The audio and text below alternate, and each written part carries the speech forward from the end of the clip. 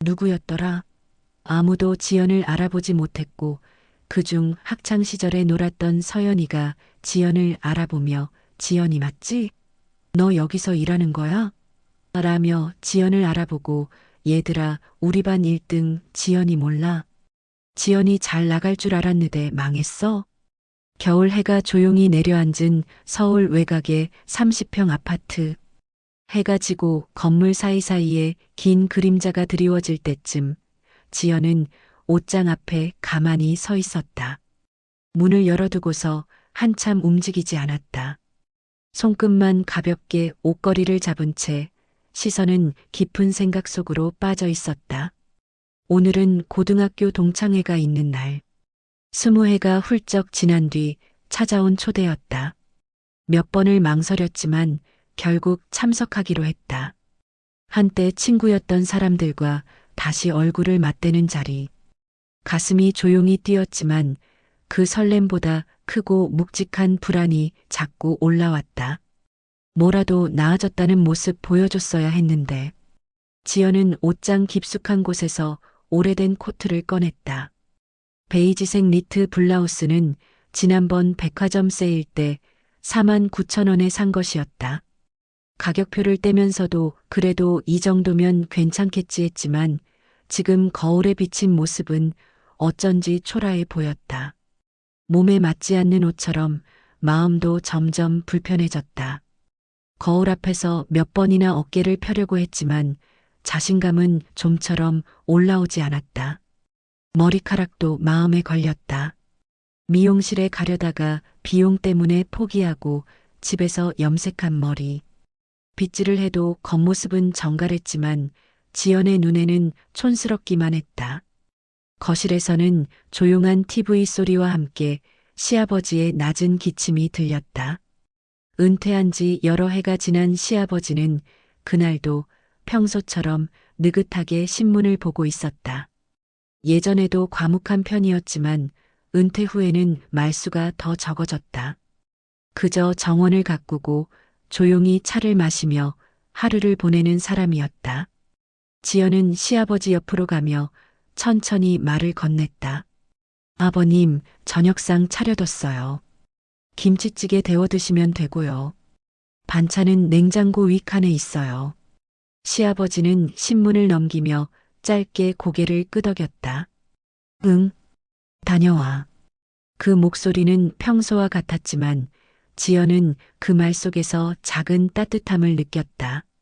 시아버지는 표현엔 서툴렀지만 언제나 그녀가 지나치면 시선을 한 번씩 머물러주는 사람이었다. 침실에서 남편 민수는 넥타이를 매며 말했다. 오늘 동창회 가는 거 맞지? 옷 예쁜데? 잘 어울린다. 지연은 억지 미소를 지었다. 그래, 너무 오래된 거라 좀 걱정됐는데. 괜찮아, 친구들한테 보여주려고 가는 것도 아니잖아. 그냥 만나서 밥 먹고 수다 떨다 오면 되지.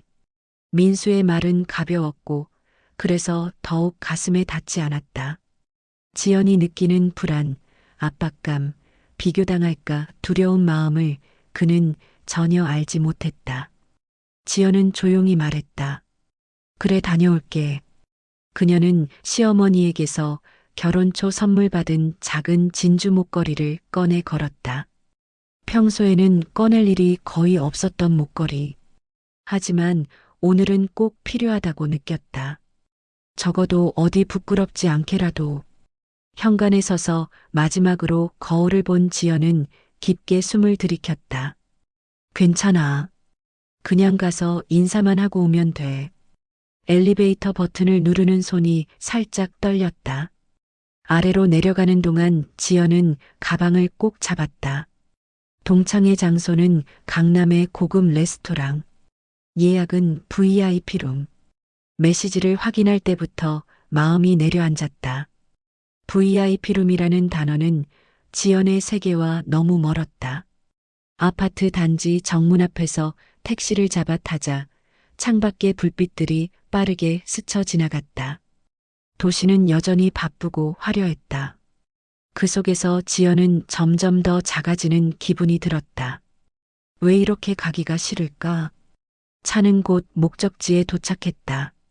입구 앞에는 반짝이는 전광판과 꽃 장식들이 화려하게 서 있었다. 직원들이 서성이고 잘 차려입은 사람들이 드나들었다. 지연은 어깨를 움츠리며 천천히 문으로 다가갔다.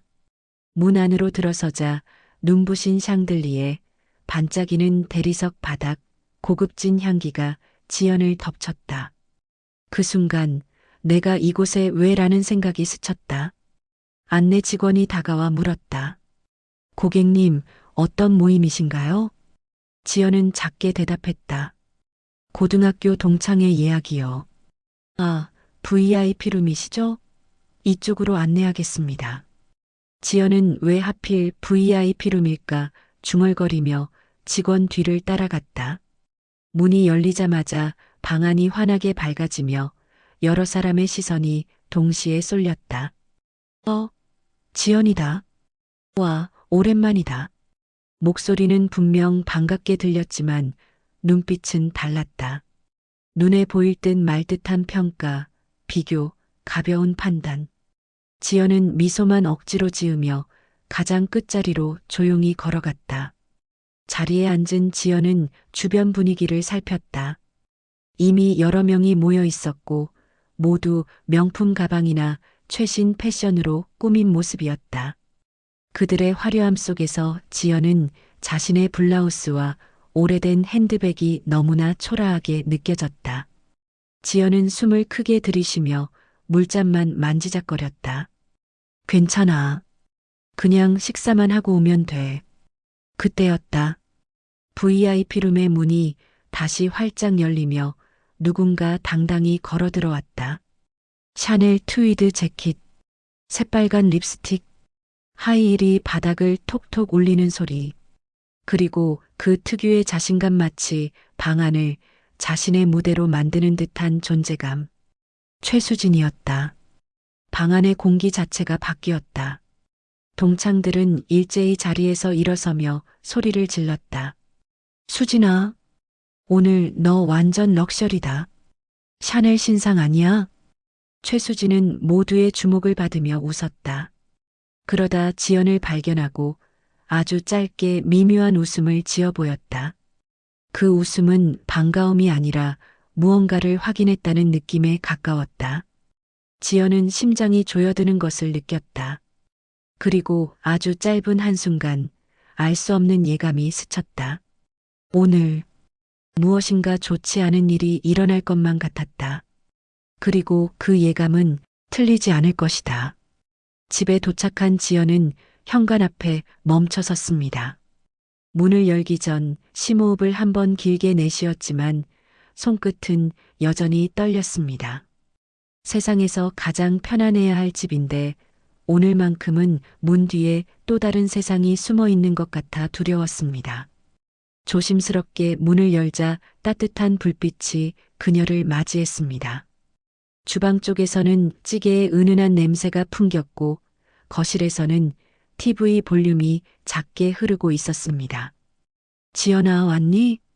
그 목소리의 주인은 시아버지 박영수였다. 77의 나이에도 정정한 어깨와 똑바른 허리를 가진 사람이었고 평소엔 잔소리보다는 침묵으로 가족을 챙기는 묵직한 성격이었다. 늘 조용했지만 존재감은 누구보다 분명한 사람이었다. 지연은 최대한 평온한 표정을 유지하려 했지만 눈가의 부은 기색을 숨길 수 없었다. 신발을 벗으며 작은 목소리로 대답했다. 네, 아버님. 다녀왔습니다. 영수는 신문을 접고 고개를 들었다. 눈빛이 바로 지연의 얼굴을 꿰뚫었다. 어디 아프니? 얼굴이 말이 아니구나. 아, 아닙니다. 조금 피곤해서요. 지연은 억지 웃음을 지었지만 그 미소는 금방 무너져 내렸다. 설거지를 마무리하던 남편 민수도 그녀를 보며 고개를 갸웃했다. 무슨 일 있어? 동창회는 재밌었어? 응, 괜찮았어. 그냥 시끄러웠어. 지연은 잠시 시선을 돌렸다. 남편의 눈을 똑바로 마주보는 게 너무 힘들었다. 그는 지연이 힘들어하는 걸 눈치채지 못한 듯 그래, 피곤하겠다. 얼른 씻고 쉬어. 하고 다시 설거지로 돌아갔다.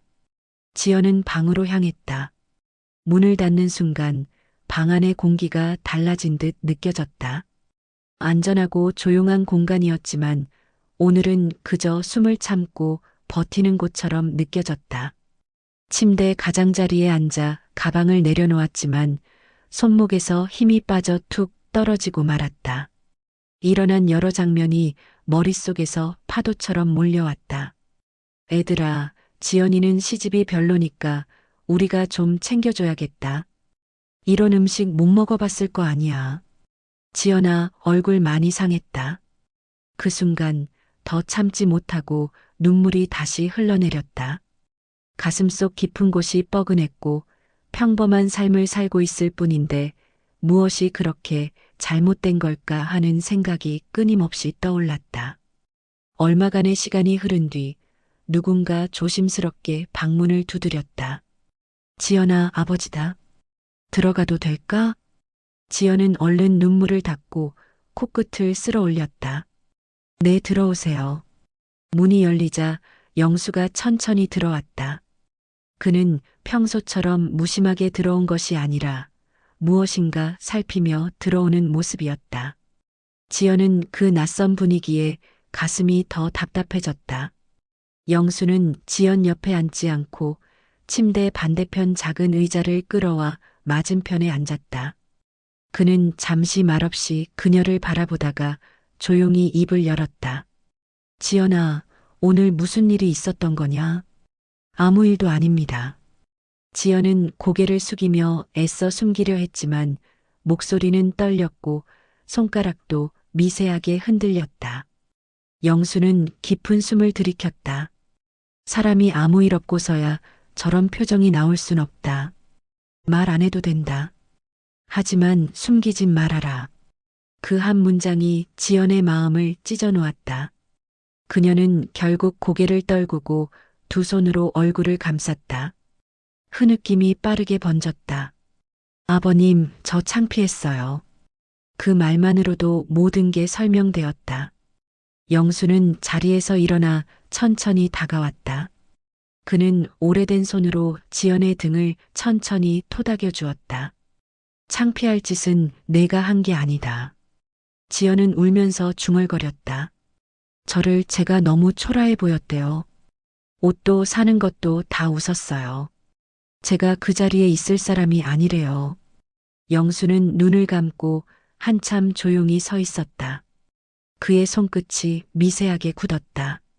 마치 오래된 분노가 다시 깨어나는 듯한 느낌이 들었다. 누가 그랬냐? 낮지만 단단한 목소리였다. 지연은 고개를 저었다.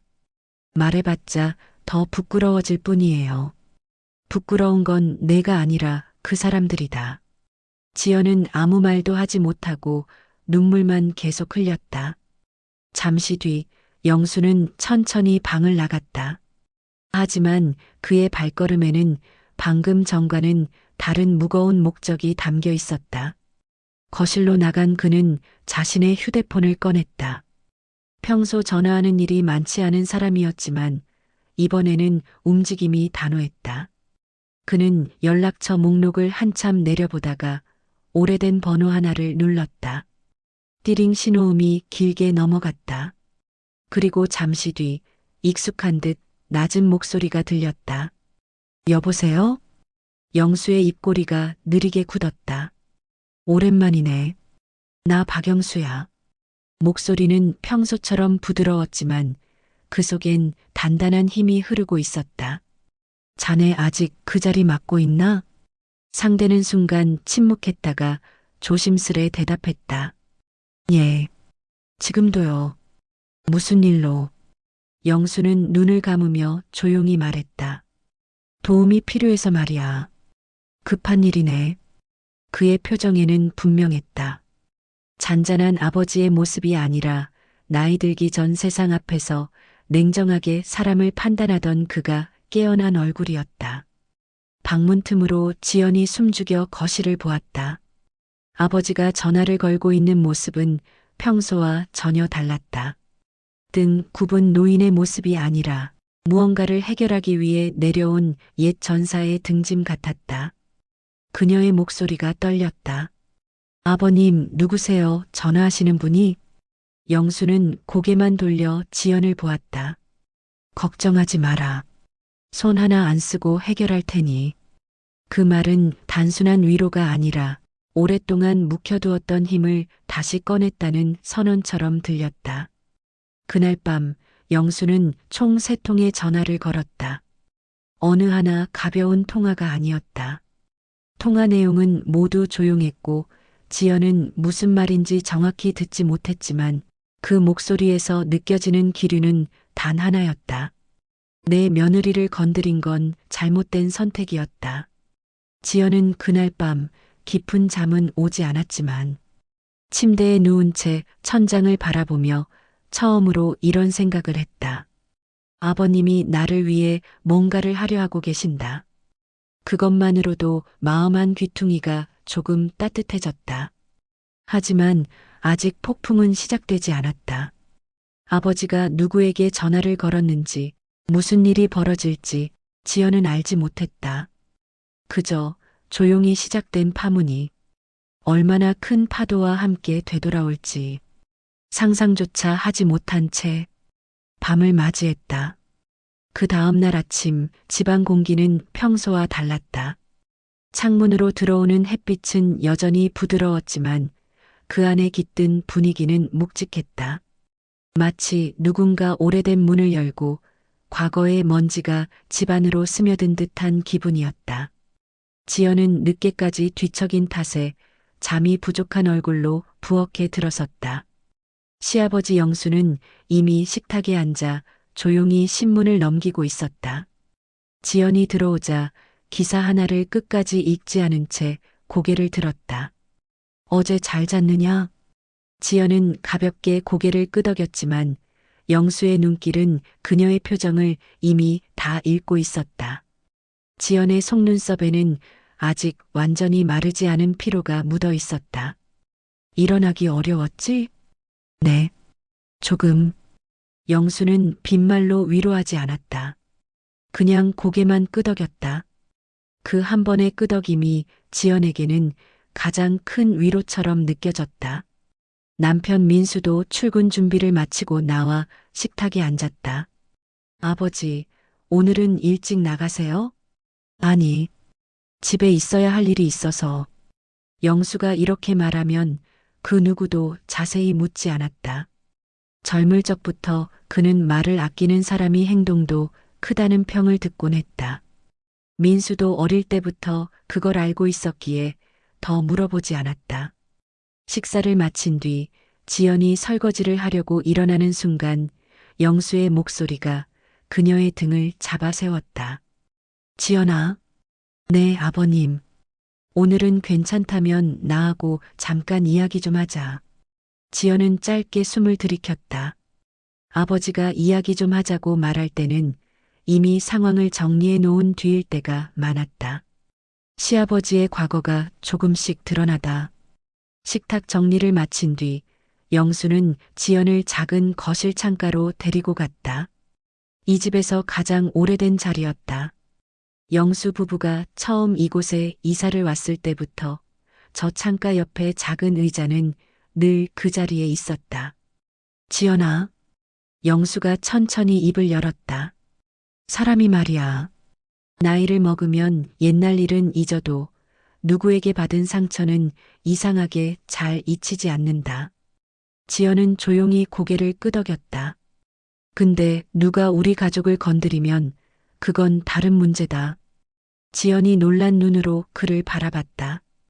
어젯밤부터 영수가 풍기는 분위기는 전과 달랐다. 부드러운 시아버지가 아니라 어딘가 단단한 다른 사람처럼 느껴졌다. 아버님, 어제 통화하신 분들은? 조금 옛날 인연이지. 영수는 창밖을 잠시 바라보다가 아주 오래 묵혀둔 기억을 꺼내듯 조심스럽게 계속 말했다. 내가 은퇴하기 전에는 사람들 사이에서 꽤 바쁘게 살았다. 이름만 말하면 다들 아는 회사에도 있었고 미움도 많이 받고 도움도 많이 주고 그런 시간들을 보냈다. 지연은 놀라움에 말문이 막혔다. 내가 알 필요는 없었지. 괜히 우리 사는데 복잡해질까봐 말 안 한 거다. 나는 이제 조용히 살고 싶었다. 잠시 정적이 흘렀다. 그리고 영수는 천천히 말을 이었다. 그런데 누가 우리 며느리를 울렸다고 하면 이야기가 달라지지. 지연의 가슴이 먹먹해졌다.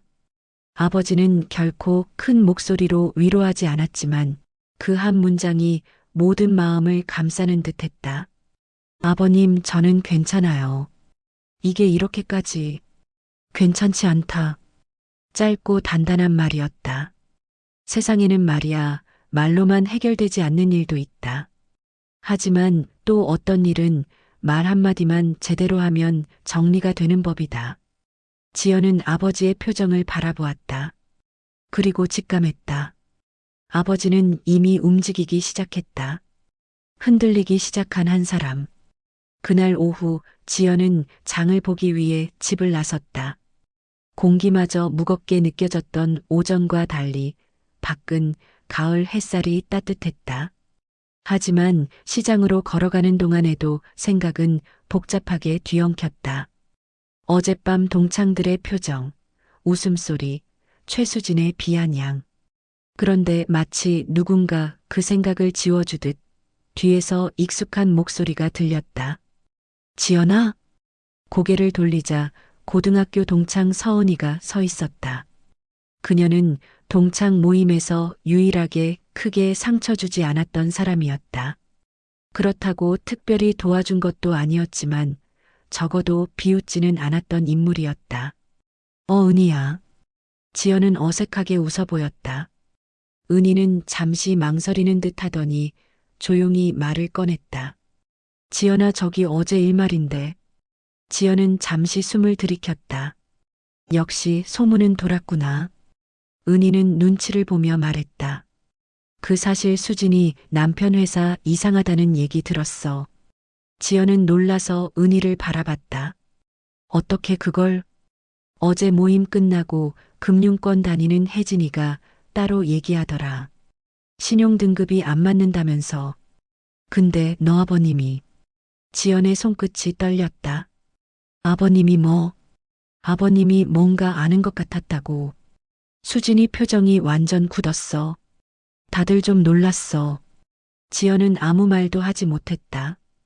평생 조용하던 시아버지가 단 한 번의 통화로 상황을 바꿔놓을 수 있다는 사실이 아직 믿기지 않았다. 지연아. 은희가 조심스럽게 말을 이었다. 혹시 너 괜찮아? 요즘 얼굴이 너무 힘들어 보여서. 지연은 애써 웃으며 고개를 저었다. 응, 괜찮아. 신경 써줘서 고마워. 하지만 은희의 마지막 말이 지연의 걸음을 멈추게 했다. 지연아, 사실 어제 수진이 너 빠지고 나서 너한테 한 얘기도 많았어. 그게 그냥 장난이 아니었어. 지연의 눈이 조금 흔들렸다. 근데 너희 아버님이 나타나시면 수진이 못 건드릴걸. 그 말은 위로인지 경고인지 알 수 없었지만 지연의 가슴 속에 작은 불꽃을 일으켰다. 집에 돌아온 지연, 더 무거워진 분위기. 장을 보고 집으로 돌아오자 거실 분위기는 더 진중해져 있었다. 아버지는 전화기를 옆에 두고 신문을 보고 있었지만 신문은 거의 넘겨지지 않았다. 아버님, 저 왔습니다. 영수는 신문에서 눈을 떼며 말했다. 지연아, 잠깐 앉아라. 지연은 조용히 자리에 앉았다. 내가 조금 마음이 쓰이는 말이 있어서 그렇다. 영수는 신중한 표정으로 그녀를 바라보았다. 어떤 사람들은 말이야, 잘못을 해놓고도 본인이 잘못한 걸 모른다. 그런 사람은 누군가 정확하게 알려줘야 해. 지연은 숨을 삼켰다. 영수의 다음 말은 더욱 조용했지만 더 무거웠다. 그래서 내가 내일 한번 나가보려고 한다. 지연의 눈이 커졌다. 어디요? 그 여자네 회사 근처다. 지연은 손을 가슴에 올렸다. 아버님, 너무 큰일 되는 거 아니에요? 저는 그냥 있고 싶어요. 있는 건 그쪽도 반성할 때 하는 거다. 영수의 시선이 깊고 단단했다. 걱정 마라. 누구 하나 다치게 하지 않는다. 그저 진짜 어른이 누군지 보여주기만 할 거다. 지연은 숨도 쉬지 못한 채 앉아 있었다. 아버지가 과연 어떤 사람일까? 왜 지금까지 그 힘을 숨기고 살았을까? 그리고 왜 이제 그것을 꺼내는 걸까? 지연은 알 수 없었다. 하지만 느낄 수 있었다. 폭풍은 이미 시작됐다. 그리고 그 폭풍의 중심에는 평생 말없이 가족을 지켜온 한 사람의 아버지가 서 있었다. 다음 날 아침 집안 공기는 평소와 전혀 달랐다. 창문으로 들어오는 햇살은 어제와 같은 색이었지만 그 안을 채운 분위기는 어딘가 단단하고 조용한 전운이 감돌았다. 지연은 침대에서 천천히 몸을 일으켰다. 밤새 몇 번이나 뒤척였는지 모른다. 걱정, 불안, 두려움, 그리고 설명할 수 없는 새로운 감정들이 뒤엉켜 쉬이 가라앉지 않았다. 방문을 열고 거실로 나가자 예상대로 영수는 이미 깨어 있었다. 그는 식탁에 앉아 서류 몇 장을 정리하고 있었고 눈빛은 평소의 온화함 대신 차분한 결의를 띠고 있었다. 아버님, 일찍 일어나셨네요. 지연아, 여기 좀 와보거라. 지연은 조심스러운 마음으로 영수 맞은편에 앉았다. 영수는 두꺼운 파일을 그녀 앞으로 미는 대신 한 장의 종이를 꺼내 단정하게 펴고 말했다. 이건 성원산업의 기본 재무정보다. 내가 어제 받은 자료의 일부다. 지연의 손이 미세하게 떨렸다. 아버님, 정말 이 정도까지? 영수는 고개를 끄덕였다. 내가 알 필요는 없지만 저 회사는 이미 오래전부터 위험했다. 내가 은퇴하기 전에도 소문은 있었지. 겉만 번지르르 하고 속은 금이 간 돌벽과 다를 바 없다. 지연은 그 자료 속 숫자, 용어, 붉은 표시들을 정확히 이해하지 못했지만 단 하나는 직감적으로 느껴졌다. 그 회사는 무너지고 있었다. 영수는 조용히 이어 말했다. 그런데 그 여자가, 내 동창이라는 여자가 그 회사가 잘 된다고 떠벌리고 다니는 건 그냥 허세가 아니다. 이건 누군가에게 피해를 주는 일이다. 지연은 아버지를 바라보며 조심스럽게 물었다. 아버님, 정말 오늘 그 회사에 가실 건가요? 그래. 짧고 단단한 대답이었다. 지연은 손을 꼭 쥐며 입술을 떨었다. 아버님 괜찮을까요? 괜히 큰일이 될까봐. 영수는 고개를 끄덕이며 그녀의 손등 위로 손을 얹었다. 걱정하지 않아도 된다. 난 싸우러 가는 게 아니야. 다만 누가 감히 우리 집을 건드렸는지 그쪽도 정확히 알 필요가 있지 않겠나? 그 말은 조용했지만 그 속엔 절대 가볍지 않은 무게가 담겨 있었다. 아버지의 준비. 아침 식사를 마치자마자 영수는 방으로 들어가 옷을 갈아입었다. 지연은 멀찍이서 조용히 그 모습을 지켜보았다.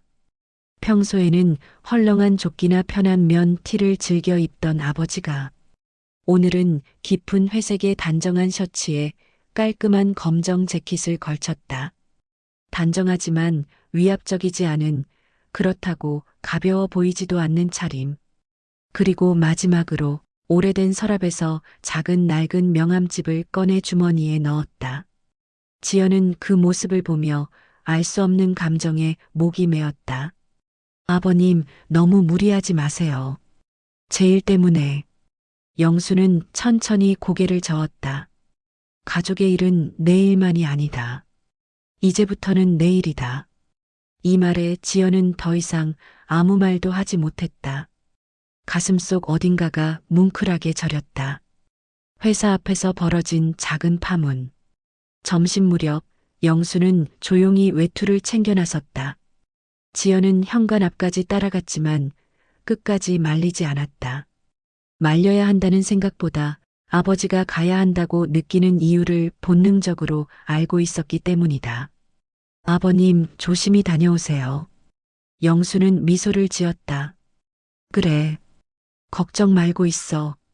현관문이 닫히고 지연은 문 앞으로 바짝 다가가 귀를 대지도 않았지만 문 밖에서 묵직하게 울리는 영수의 발걸음이 똑똑히 들리는 것 같았다. 그 시간 영수는 택시를 타고 성원산업이 있는 도심 외곽의 오피스 빌딩으로 향했다. 건물은 멀리서 보면 근사해 보였지만 가까이서 보면 관리가 제대로 되지 않아. 표지판이 낡았고 입구 유리문엔 작은 균열이 있었다. 이곳이군. 그는 천천히 건물 안으로 들어섰다. 프런트 직원은 처음 보는 노인이 들어오자 잠시 고개를 들이켰다. 어떤 용무로? 영수는 조용히 명함을 내밀었다. 직원은 명함을 받는 순간 얼굴색이 바뀌었다. 명함에 적힌 회사 이름과 직책은 이미 오래전 것일 텐데도 그 안에 담긴 무게는 쉽게 지울 수 없는 듯했다. 대표 만나러 왔습니다. 영수는 천천히 말했다. 지금 회의 중이신데 기다리지. 오래 걸리지는 않을 테니. 직원은 주저하다가 결국 고개를 끄덕였다. 영수는 로비 소파에 조용히 앉았다. 노인의 차분한 모습이었지만 그것만으로도 공간이 묘하게 긴장되는 기류가 흘렀다. 잠시 후 직원이 다급하게 와서 말했다. 대표님께서 바로 뵙겠다고 하시네요. 영수는 천천히 일어났다. 대표실 앞 굳어가는 얼굴들. 성원산업의 대표 최철우, 최수진의 남편은 이미 직원들 사이에서 갑자기 긴장한 얼굴로 알려지고 있었다. 대표실 문 앞에서 영수는 잠시 멈춰섰다. 눈빛이 변했다. 평소에 온화한 시아버지가 아니라 과거 수많은 프로젝트를 관리하고 사람들의 인생을 뒤바꾸는 결정을 내리던 그 냉정한 전무의 표정이었다. 직원은 조심스럽게 문을 열었다. 대표님, 박영수 선배님 오셨습니다. 문이 열리며 두 사람의 시선이 맞닿았다. 최철우의 얼굴이 즉시 굳어졌다. 입술이 떨렸고 손가락이 미세하게 접혔다. 아, 선배님. 영수가 조용히 걸어 들어왔다. 그 조용한 걸음이 마치 회의실 전체를 압도하는 것처럼 느껴졌다. 오랜만이네, 철우 씨. 최철우는 급히 일어나 허리를 숙였다. 그 어떻게 여길? 잠깐 할 이야기가 있어서 왔네. 영수는 천천히 의자에 앉았고 그러자 최철우는 긴장으로 식은땀을 닦으며 말했다. 무슨 일이십니까? 영수의 시선이 아주 차분하게 내려앉았다. 동창 모임에서 자네 아내가 우리 며느리를 어떻게 했는지 내가 보고서를 조금 받아봤네. 최철우의 얼굴이 단숨에 창백해졌다. 아, 그게 수진이가 한 이야기는 그냥 가벼운 농담을. 그 농담이 우리 며느리를 울렸지. 영수의 말은 낮았지만 어떤 소리보다 분명하게 방 안을 가득 채웠다. 최철우는 아무 말도 하지 못했다. 영수의 존재 자체가 이미 압박이었다. 영수는 손에 쥐고 있던 종이 몇 장을 가볍게 책상 위에 올려놓았다. 그리고 이건 자네 회사에 대한 공식 자료다. 신용등급, 부채 규모, 회생 절차 가능성. 철우의 눈동자가 흔들렸다. 자네 회사가 어디까지 와 있는지 자네가 가장 잘 알고 있겠지? 철우는 결국 두 손을 책상 위에 올리고 고개를 숙였다.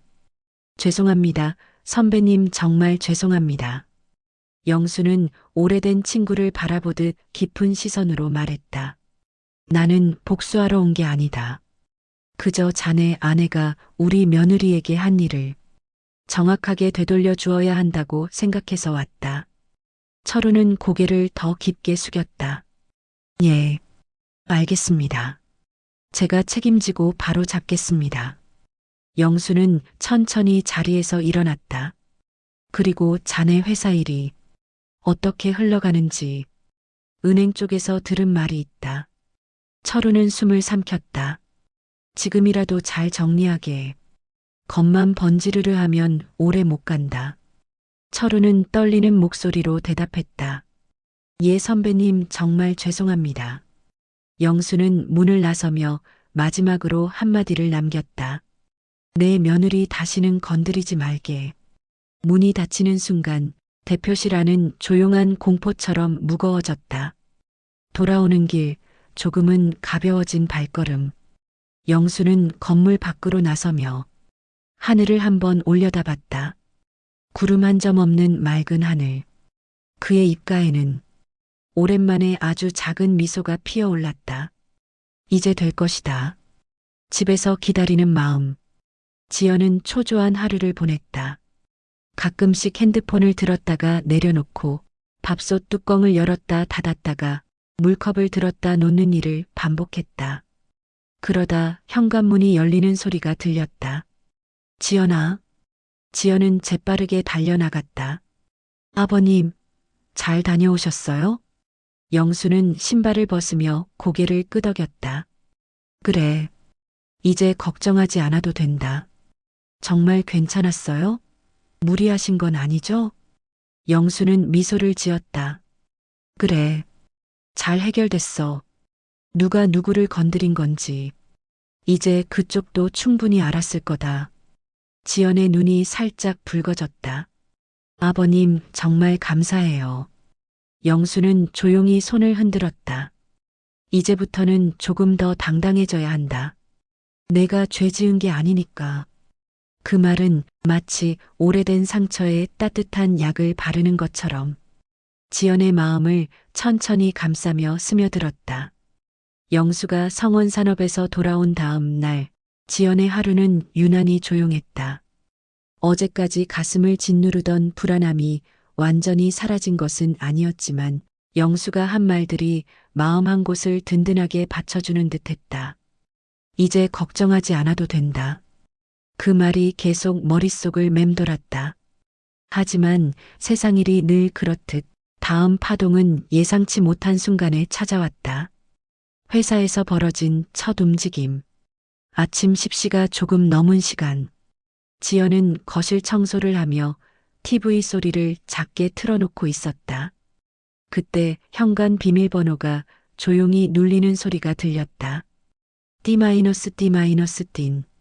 남편 민수가 퇴근하기에는 한참 이른 시간이었다. 지연은 청소기를 끄고 문 쪽을 바라보았다. 누구세요? 문이 열리고 나타난 사람은 예상 밖이었다.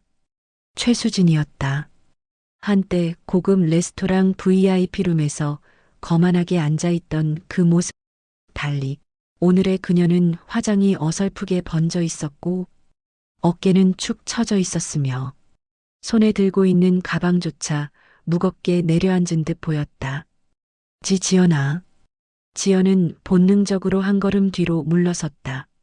무슨 일이야?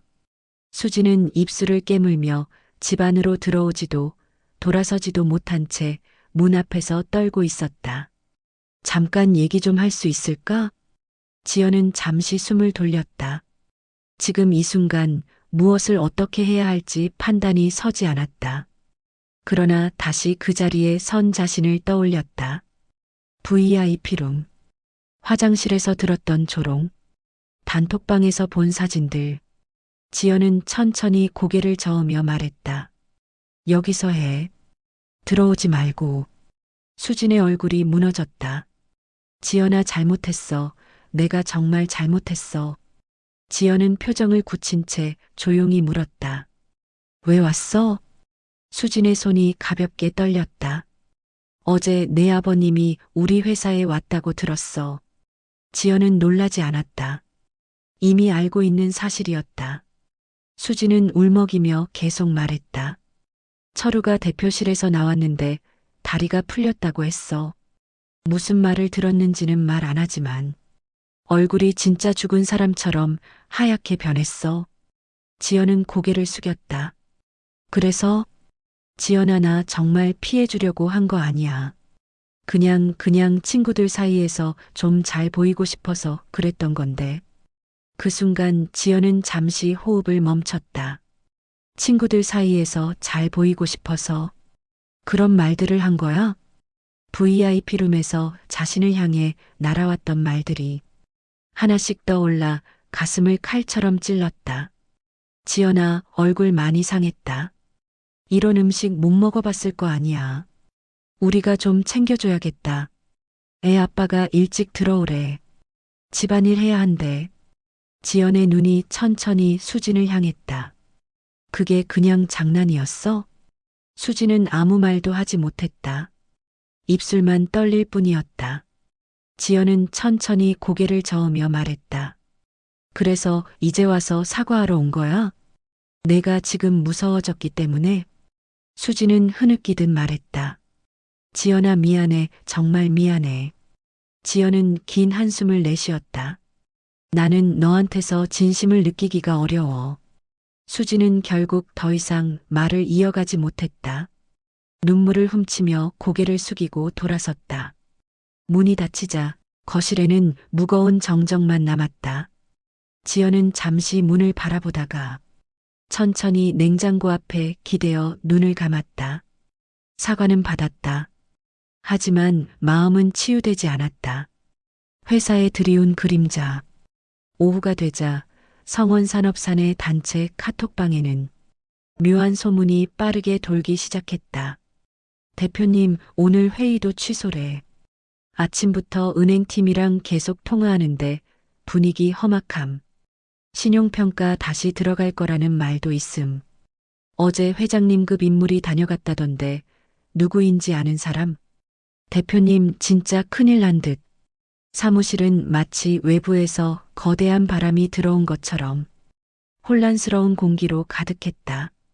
철우는 자신의 방 안에서 휴대폰과 전화기를 번갈아 들며 은행 세무사법무팀과 끊임없이 통화하고 있었다. 아, 아닙니다. 회생 절차는 당장은 아닙니다. 예, 알겠습니다. 예. 목소리는 점점 작아지고 말끝마다 불안이 묻어났다. 그러다 잠시 책상 위에 머리를 묻었다. 그분이 정말 오셨단 말인가? 생각만 해도 손이 떨렸다. 그의 젊은 시절, 금융권과 재계에서 무게를 가진 인물들을 봤던 기억이 되살아났다. 그리고 어제 그 사람의 눈빛을 똑똑히 봤다. 지연의 시아버지 박영수. 겉모습은 그저 은퇴한 노인이었지만 그 한마디 한마디에는 여전히 남아있는 옛 권력의 기세가 담겨 있었다. 철우는 몸을 떨며 혼잣말을 했다. 큰일 났다. 정말 큰일. 뜻밖의 방문자.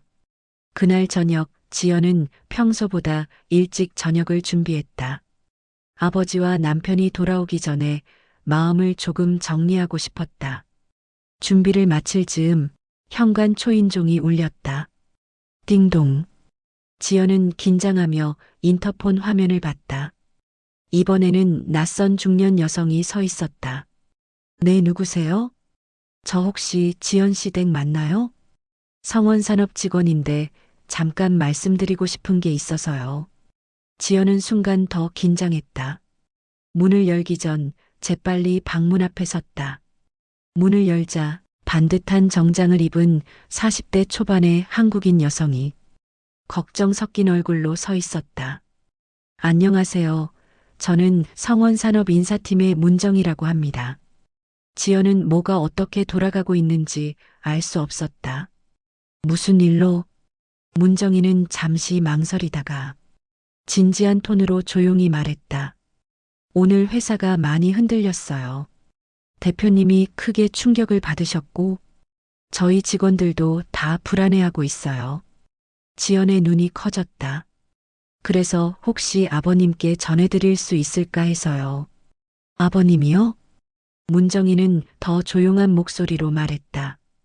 대표님이 어제 어떤 분을 만났는지 직원들 사이에서 아무도 건드릴 수 없는 분이라는 말이 돌 정도입니다. 그분이 누구신지 혹시 알려주실 수 있나요? 지연은 당황했다. 그건 제가 말씀드릴 수 있는 게 아니에요.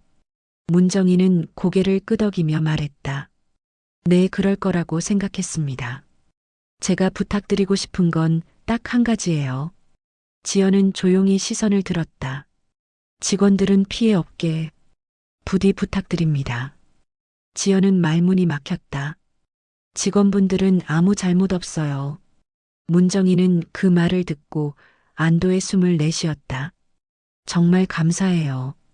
오늘 하루 종일 다들 불안해했거든요. 잠시 침묵이 흘렀다. 문정희는 마지막으로 고개를 깊게 숙였다.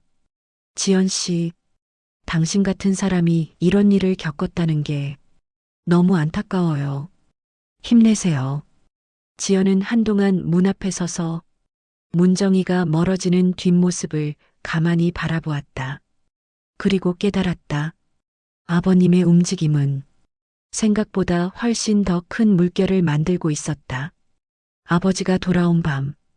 그날 밤 영수는 평소보다 늦게 돌아왔다. 지연은 초조한 마음으로 일어나 그를 맞이했다. 아버님, 어디 다녀오셨어요? 영수는 조용히 외투를 벗으며 말했다.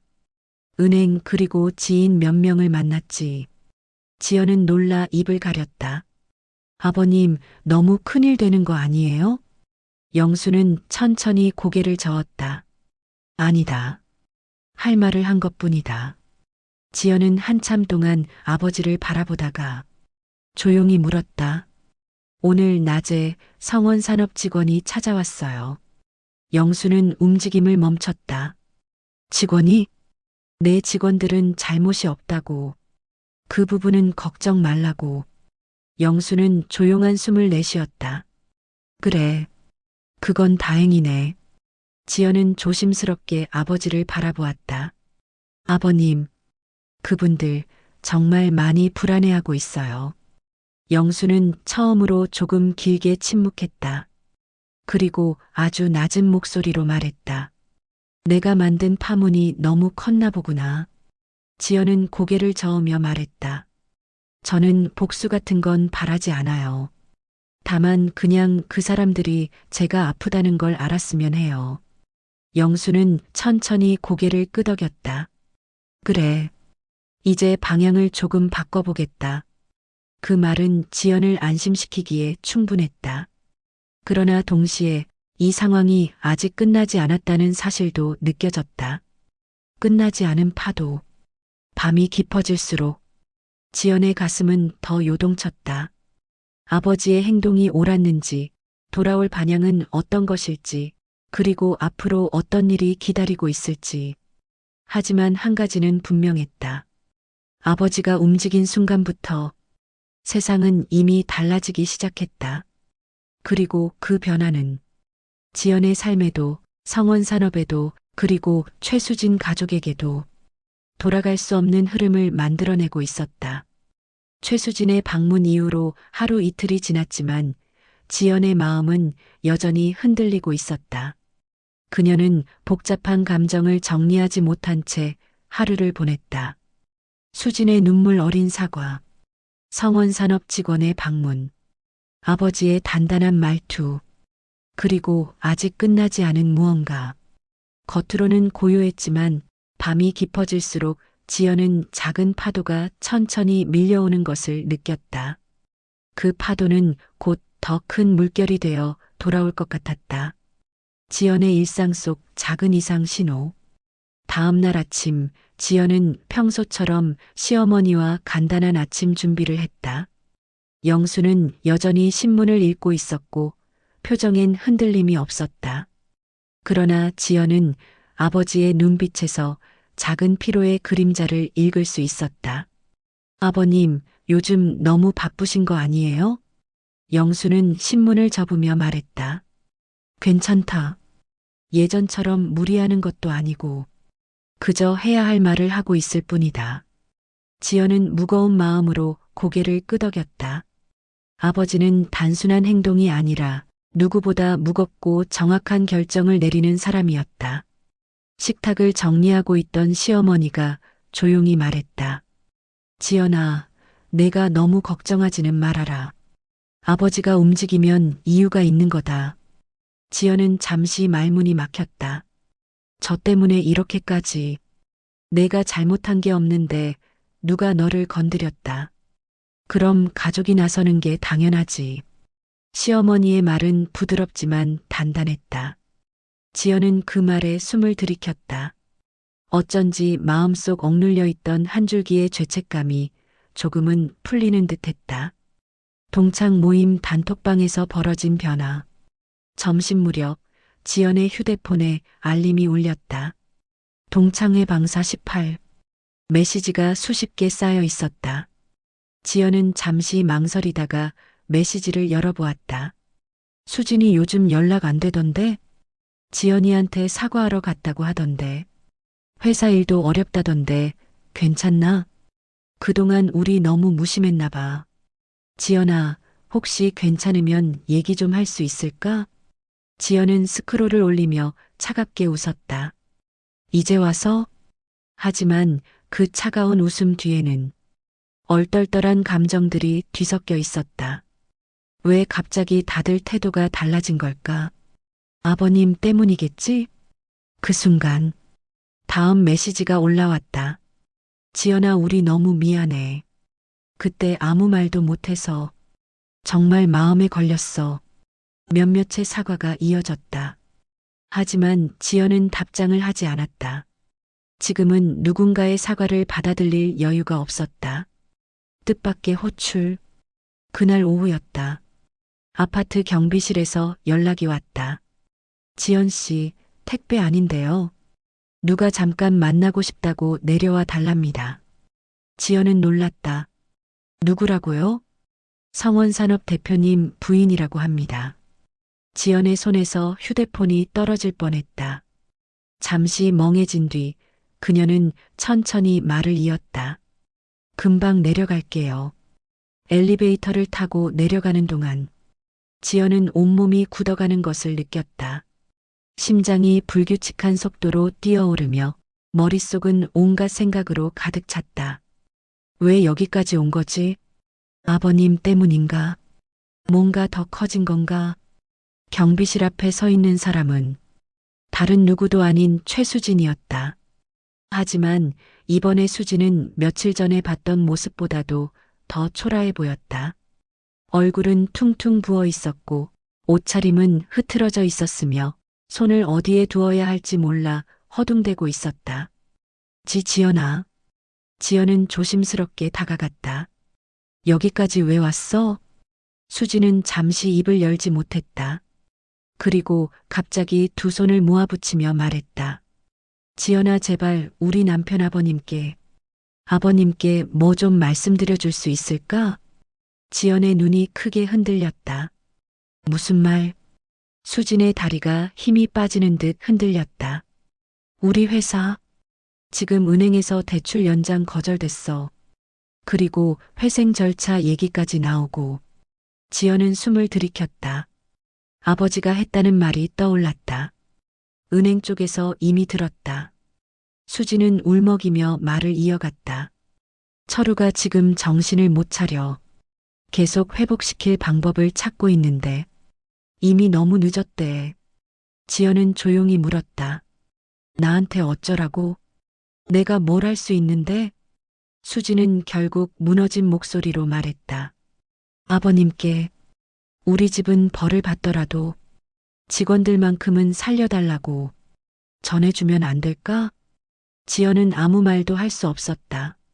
지연의 흔들리는 마음. 집으로 돌아온 지연은 현관문을 닫고 그대로 바닥에 털썩 주저앉았다. 심장이 요동쳤다. 직원들만큼은 살려달라. 그 말이 머릿속에 깊이 박혀 계속 반복됐다. 아버지가 한 행동은 지연을 위해서였다. 그런데 그 파도가 전혀 의도치 않은 방향으로 다른 사람들에게도 닿고 있었다. 지연은 두 손으로 얼굴을 감싸쥐었다. 나 때문에 이렇게까지. 그때 방에서 나오던 영수가 멈춰섰다. 지연아, 무슨 일이냐? 지연은 고개를 들었고 눈가가 촉촉하게 젖어 있었다. 아버님 때문에 아니. 아버님 덕분에 저는 지켜졌는데. 영수는 조용히 다가와 옆에 앉았다. 말해보거라. 지연은 숨을 깊이 들이켰다. 수진이가 직원들만큼은 살려달라고 부탁하러 왔어요. 영수의 눈빛이 잠시 흔들렸다. 하지만 이내 차분해졌다. 그래 올 줄 알았다. 지연은 놀랐다. 아버님 알고 계셨어요? 그 여자는 끝까지 자기만 보고 사는 사람이 아니다. 결국 누군가에게 도움을 청할 수밖에 없지. 지연은 조용히 말했다. 그럼 직원들은 정말 피해를 입게 되는 건가요? 영수는 오래된 종이컵에 물을 따르며 말했다. 직원들은 잘못이 없다. 그 부분은 나도 선을 지키고 있다. 지연은 안도의 숨을 내쉬었다. 하지만 영수는 천천히 그녀를 바라봤다. 그 집안이 받아야 할 몫은 따로 있다. 지연은 고개를 끄덕였다. 그 말은 곧 아버지의 대응은 정확한 선을 지키고 있다는 뜻이었다. 지연은 작은 현기증이 드는 감정 속에서 아버지가 왜 움직였는지, 왜 이 선을 넘지 않는지 비로소 이해할 수 있었다. 밤, 두 사람의 조용한 대화. 그날 밤 지연과 영수는 거실 스탠드 불빛 아래 마주 앉았다. 지연이 조심스럽게 말했다. 아버님, 저는요. 수진이가 미운 것도 맞아요. 상처도 많이 받았어요. 하지만 영수는 가만히 듣고 있었다. 직원들은 저랑 아무 관계 없잖아요. 그 사람들은 그냥 생계를 위해 일한 것뿐인데 영수는 미소처럼 보이기도 하고 슬픔처럼 보이기도 하는 표정을 지었다. 그래서 내가 그 부분은 이미 정리해 두었다. 지연은 놀랐다. 정리요? 은행 쪽에서 대표 개인의 부실행동과 회사 경영 구조를 따로 분리하도록 조심스럽게 의견을 전달해 두었다. 지연은 숨을 들이켰다. 그 말은 직원들이 피해보는 일은 없도록 우회적인 조치를 취해 둔 거다. 지연의 눈에 눈물이 고였다. 아버님, 영수는 잔잔하게 말했다. 내가 마음 아플까봐 움직였고 내가 더 아플까봐 선을 지킨 거다. 지연은 손으로 입을 가리며 눈물을 흘렸다. 정말 감사해요. 영수는 조용히 그녀의 등을 토닥였다. 가족이니까. 그 말은 어둑한 거실에 오래 머물렀다. 그 말 한 문장이 지연의 멍들어 있던 마음을 깊게 치유했다. 그리고 다가오는 칠막의 폭풍. 잠들기 전 지연은 침대에 누워 휴대폰을 확인했다. 그러자 단톡방에 새로운 메시지가 올라왔다. 수진이 남편 경찰 조사받는데 대표님이 투자 사기로 신고당했대. 직원들은 다 살았다는데 회사는 거의 끝난 듯. 수진이 지금 병원 갔대. 지연은 화면을 내려다보며 심장이 천천히 무거워지는 것을 느꼈다. 그리고 문득 깨달았다.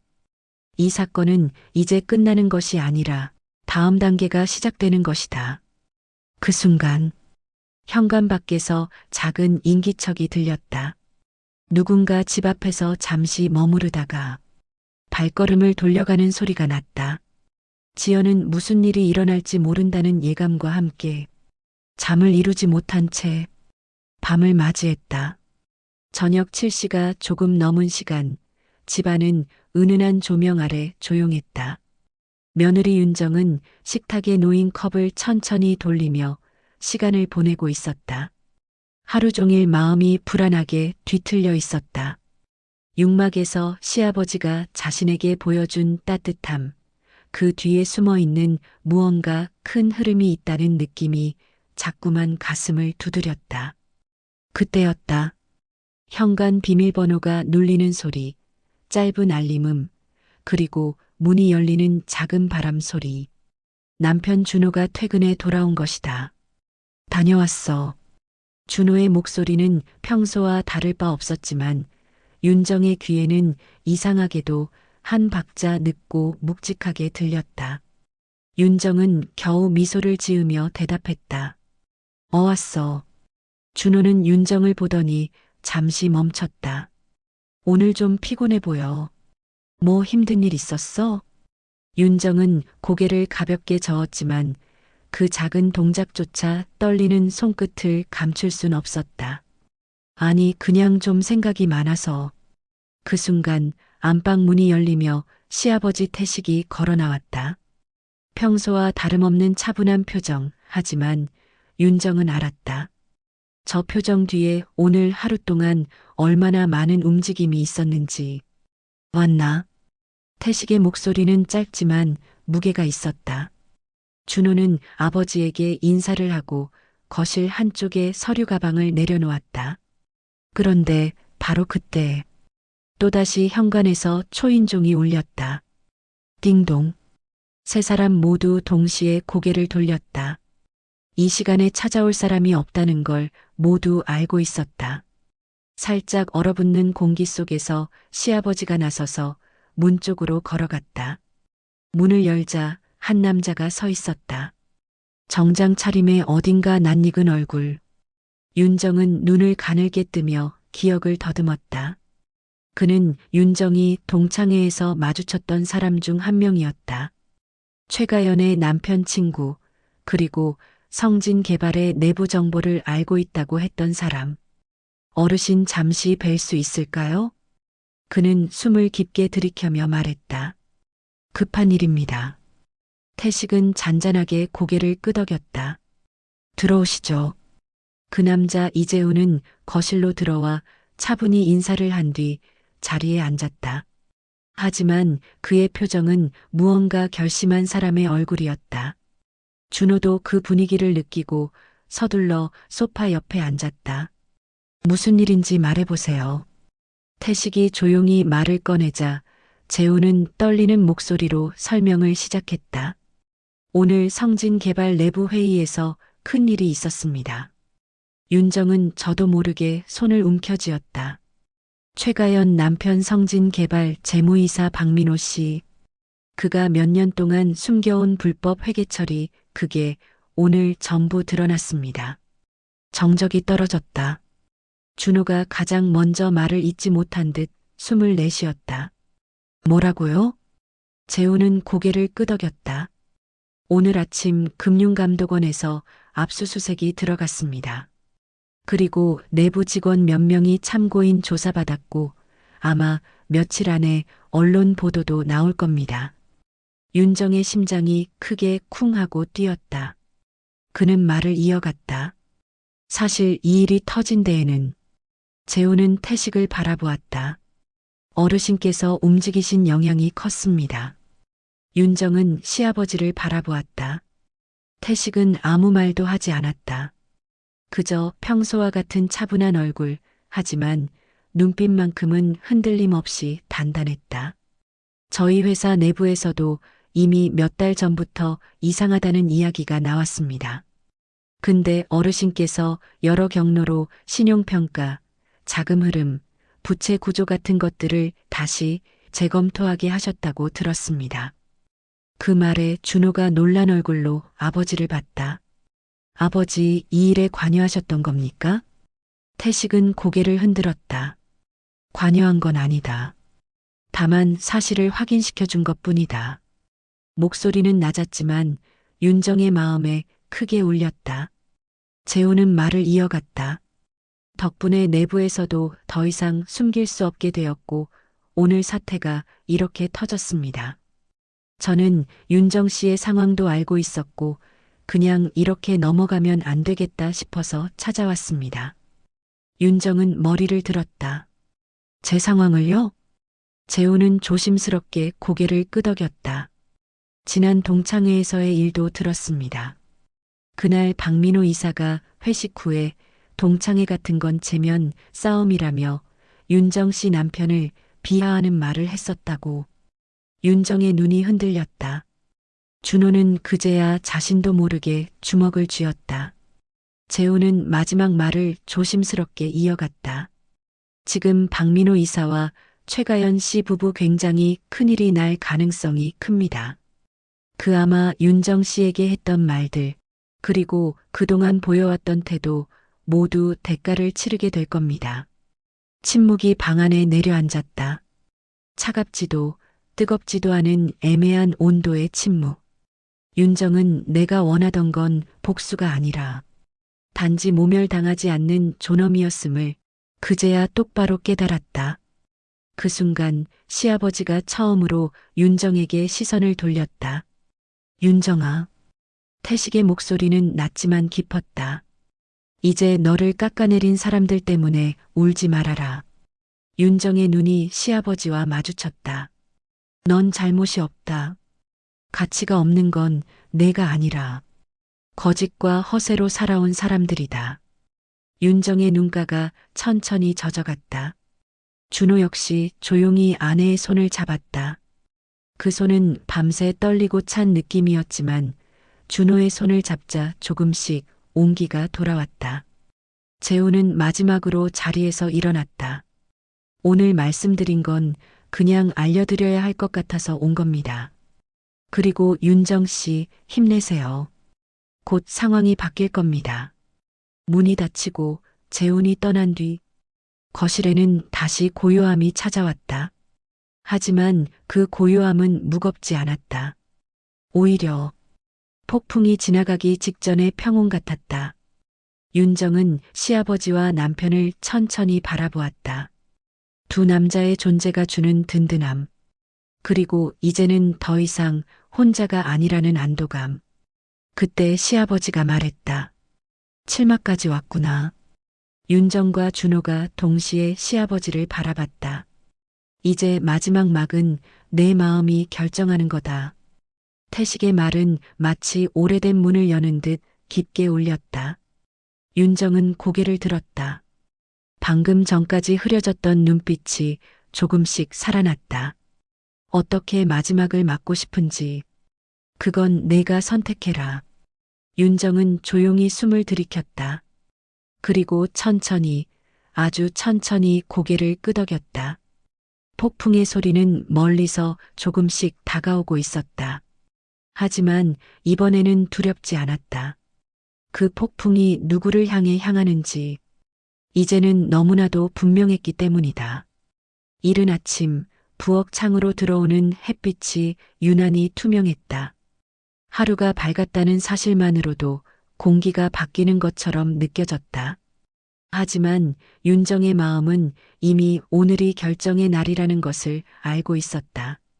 어젯밤 재훈이 전해준 이야기들은 단순한 정보가 아니었다. 칠막까지 이어진 갈등의 밑바닥을 드러내는 진실이었다. 성진 개발 재무이사 박민호 최가연의 남편. 그의 불법 회계 사건은 이미 금융권 전체에 번지고 있었고 그 영향은 고스란히 그의 아내인 가연에게도 향할 것이었다. 그리고 오늘 그 모든 소문과 진실이 언론을 통해 공식적으로 터져나오는 날이었다. 윤정은 침대에서 일어나 거울 앞에 섰다. 어제와 똑같은 얼굴이었지만 표정은 전혀 달랐다. 주눅 들지 않은 얼굴, 두려움보다 단단함이 더 많은 눈빛, 그리고 무엇보다 어제보다 더 깊어진 평온함. 오늘은 윤정은 스스로 중얼거렸다. 이젠 숨지 않을 거야. 1. 아침 뉴스, 드러난 진실. 식탁에는 따끈한 미역국과 계란말이, 정갈하게 놓인 김치 접시. 시아버지 태식은 조용히 식사 준비를 하고 있었고 윤정은 도와주기 위해 다가갔다. 어머님이 아침에 일찍 나가셨다더라. 태식이 말했다. 어디를요? 병원에. 며칠 전부터 정기검진 받는다더군. 윤정은 놀라며 말했다. 어르신이 아프신 건 아니죠? 태식은 웃으면서 고개를 저었다. 걱정하지 마라. 다 정상이란다. 노인네들 평소 받는 검사지 뭐. 안심하려 노력했지만 윤정은 시아버지의 표정에서 어딘가 말 못한 무언가가 있다는 걸 느꼈다. 그러나 더 묻지는 않았다. 그때였다. 거실 TV에서 뉴스 속보가 흘러나왔다. 성진 개발 재무이사 박민호 수백억 규모 회계 조작 혐의로 조사 착수. 회사 내부 직원 진술 확보, 금융감독원 조사 확대 예정. 윤정은 젓가락을 내려놓았다. 시아버지는 조용히 TV를 바라보고 있었고 잠시 뒤 아주 담담한 목소리로 말했다. 이제 시작이구나. 윤정은 천천히 숨을 들이켰다. 이게 그녀가 바라던 복수는 아니었다. 그러나 거짓과 허세로 자신을 짓밟았던 사람들의 실체가 드러나는 것은 그녀의 죄책감을 조금씩 덜어주고 있었다. 이 단톡방의 소란. 식사가 끝나갈 때쯤 윤정의 핸드폰이 연달아 울렸다. 알림을 켜지 않았는데도 긴급 알림처럼 계속 진동했다. 동창의 단톡방. 가연이 남편 뉴스 봤어? 헐, 이게 진짜야? 어떻게 이런 일이? 가연이는 뭐래? 연락 안 돼? 윤정은 메시지를 쭉 내려보다가 마지막에 올라온 메시지를 보고 한참 동안 멈춰섰다. 윤정아, 너 괜찮지?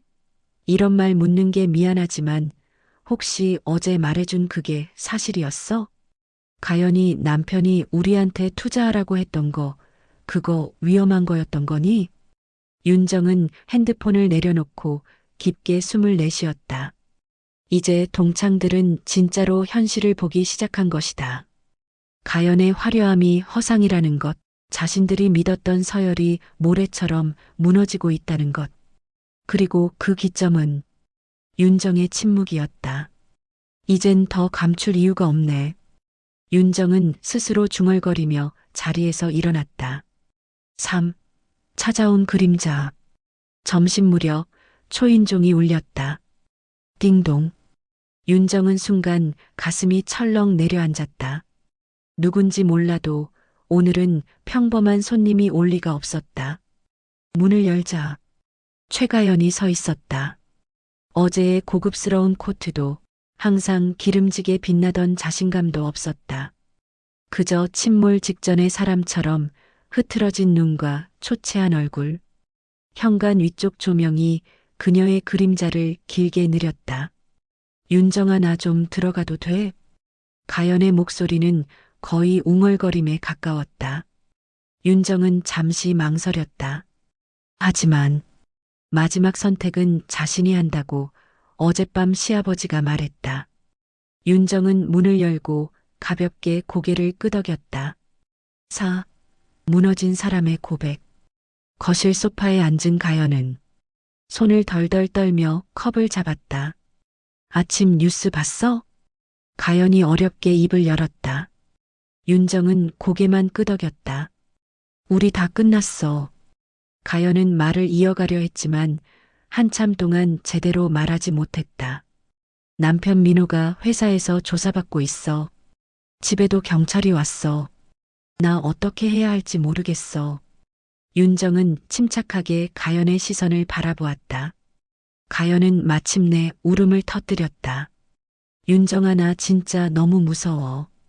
왜 나한테 이런 일이. 그 말에 윤정은 처음으로 입을 열었다. 가연아. 윤정의 목소리는 떨리지 않았다. 왜 너한테 이런 일이 일어났는지 혹시 정말 몰라? 가연은 눈물을 닦으며 윤정을 바라봤다. 윤정은 천천히 조심스레 말했다. 그동안 내가 쌓아온 방식, 그게 낳은 결과야. 가연의 눈이 크게 흔들렸다. 윤정은 계속 말했다. 남을 깔보고 서열 세우고 사람을 장식처럼 취급하면서도 아무런 책임이 없다고 믿었잖아. 나는 그냥이라고 하기엔 너무 많은 사람을 아프게 했어. 윤정의 말은 차갑지 않았다. 그저 사실이었다. 진짜 사과. 가연은 손등으로 눈물을 닦았다. 윤정아, 나 정말 미안해. 너한테 했던 말들, 행동들 다 후회하고 있어. 윤정은 가만히 그녀를 바라봤다. 그래, 그 마음은 받아. 가연은 놀란 눈으로 윤정을 바라보았다. 하지만 그게 내가 저질러온 모든 걸 용서한다는 뜻은 아니야. 가연은 고개를 떨궜다. 윤정은 마침내 진심을 꺼냈다. 내가 원한 건 내가 무너지는 게 아니야. 그저 날, 그리고 우리 가족을 더 이상 깔보지 않았으면 했어. 가연의 어깨가 크게 흔들렸다. 윤정은 덧붙였다. 그리고 이제 그런 일은 다시 없을 거야. 그 말은 단호하면서도 마지막 경고 같았다. 6. 새로운 균형. 가연은 자리에서 일어나 마지막으로 윤정을 바라보았다. 정말 고마워. 오늘 널 찾아온 게 잘한 것 같아. 윤정은 미소 대신 가벼운 고개 숙임으로 답했다. 문이 닫히고 가연이 떠난 뒤 윤정은 길게 숨을 내쉬었다. 모든 것이 끝난 듯 했지만 이제 시작이라는 느낌도 들었다. 그때 안방 문이 열리고 시아버지 태식이 걸어 나왔다. 다 들었다. 태식의 목소리는 평온했다. 이제 됐다. 내 마음이 흔들리지 않은 것 같아.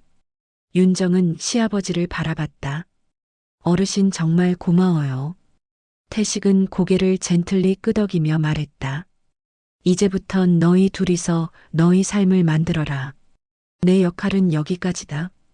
윤정의 눈가가 뜨겁게 젖어들었다. 7. 마지막 선택. 그날 밤 윤정은 남편 준호와 함께 베란다에 섰다.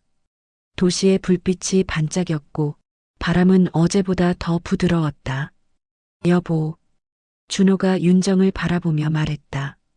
나 그동안 당신이 얼마나 힘들었는지 몰랐어.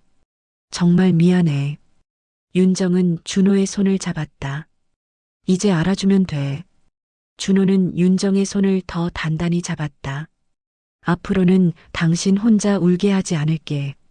윤정은 미소 지었다. 그 미소에는 미련도 두려움도 없었다. 오직 결심과 평온함. 우리 새로 시작하자. 윤정이 조용히 말했다. 응. 우리 둘이서 이제 진짜 인생을 시작하자. 8막 엔딩 고요함 속의 승리. 윤정은 창밖을 바라보았다. 어제까지는 너무 멀게만 느껴졌던 도시의 불빛이 오늘은 가까웠다. 싸움에서 이긴 게 아니었다. 복수를 완성한 것도 아니었다. 그저 스스로를 지키는 법을 드디어 알게 된 것이다. 태식의 말이 떠올랐다. 마지막 막은 내가 선택해라. 윤정은 선택했다. 울고 도망치던 삶에서 벗어나 당당히 맞서는 삶을. 오늘의 윤정은 어제의 윤정과 달랐다. 그리고 그 변화는 앞으로의 모든 장면을 바꿀 것이었다.